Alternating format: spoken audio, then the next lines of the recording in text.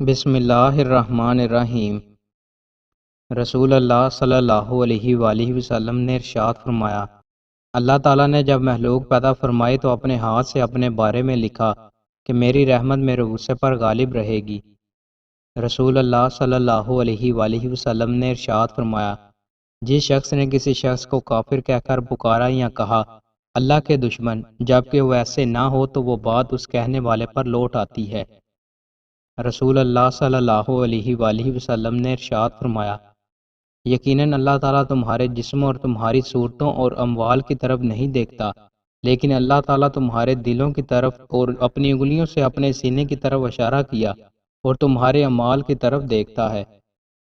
رسول اللہ صلی اللہ علیہ وآلہ وسلم نے ارشاد فرمایا، جہاں بھی رہو اللہ سے ڈرو، برائی کے بعد بھلائی کرو جو برائی کو مٹا دے، اور لوگوں کے ساتھ حسن اخلاق سے پیش آؤ۔ رسول اللہ صلی اللہ علیہ وآلہ وسلم نے ارشاد فرمایا، سچا مسلمان تاجر قیامت کے دن شہیدوں کے ساتھ ہوگا۔ رسول اللہ صلی اللہ علیہ وآلہ وسلم نے ارشاد فرمایا، جب نماز کی اقامت ہو جائے تو تم اس کے لیے دوڑتے ہوئے نہ آیا کرو،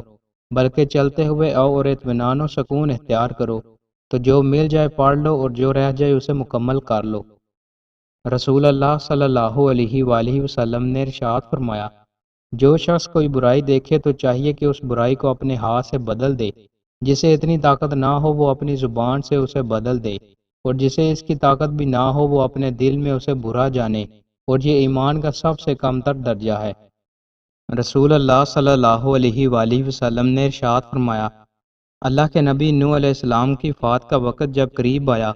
تو انہوں نے اپنے بیٹے سے فرمایا، سبحان اللہ و بحمدہ، پاک ہے اللہ اپنی تعریف کے ساتھ کا ورد کرتے رہنا کہ یہ ہر چیز کی نماز ہے اور اس کے ذریعے مخلوق کو رزق ملتا ہے۔ دوستو، مزید اچھی ویڈیوز کے لیے ہمارے چینل کو سبسکرائب لازمی کریں۔ بہت شکریہ۔